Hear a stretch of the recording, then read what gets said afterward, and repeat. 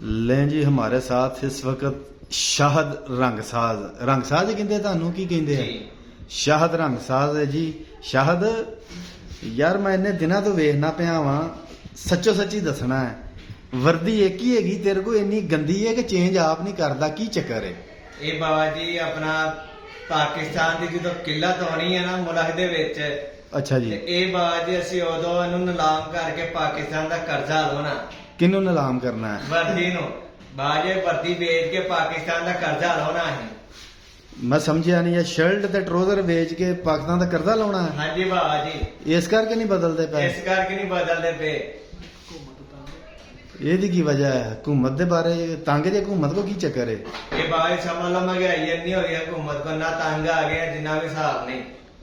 ਅੱਛਾ ਤੇ ਇੰਤਜ਼ਾਰ ਕਰਨ ਦਾ ਹੈ ਜੀ ਹਾਂਜੀ, ਇਹ ਤੁਹਾਨੂੰ ਪਤਾ ਹੈ ਵੇਚ ਕੇ ਤੁਹਾਡਾ ਕਰਜ਼ਾ ਲੈ ਜਾਏਗਾ ਮੁਲਕ ਦਾ ਜੀ ਲਾ ਜਾਏਗਾ ਪੱਕੀ ਗੱਲ ਹੈ ਹਾਂਜੀ ਚਲੋ ਜੀ ਠੀਕ ਹੈ ਜੀ ਸ਼ਾਹ ਸਾਹਿਬ ਹੋਰ ਕੋਈ ਗੱਲ ਕਹਿਣਾ ਚਾਹੁੰਦੇ ਜੀ ਨਹੀਂ ਬਾਬਾ ਜੀ